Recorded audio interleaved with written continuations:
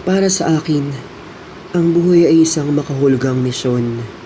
Isang misyon kung saan ang pananatili ay hindi lamang para sa sarili, kung hindi para din sa kapwa. Bakit mahirap para sa atin ang tumulong? Bakit mahirap para sa atin ang ilagay ang ating mga sarili sa kinalalagyan ng iba upang maramdaman ang kanilang hinaing at upang maramdaman ang kanilang pinanggagalingan nang sa gayon ay mapagtanto natin ang ating magiging kilos at galaw at kung paano natin bibitiwan at huhubugin ang ating magiging mga desisyon sa buhay. Bakit mahirap para sa atin ang unahin ng iba bago ang ating mga sarili?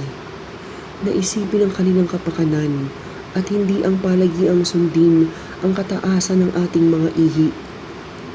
Tayo ba ay nabubuhay lamang para sa sarili? O tayo ba ay nabubuhay upang damayan at tulungan ang mga taong nangangailangan?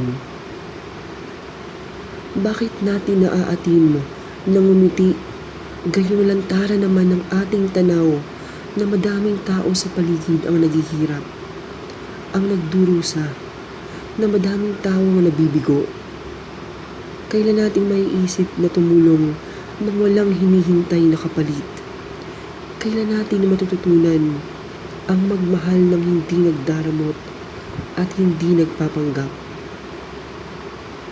Ang buhay ay maayahalin tulad ko sa isang lobo na hawak ng ating mga kamay, mahigpit na tila ayaw natin itong bitiwan. Pakawalan natin ito upang ito ay makarating sa dapat niyang kapuntahan, kung saan man ito. Ang lobo na mismo ang magsasabi at ang maghuhubog kung saan siya paparoon.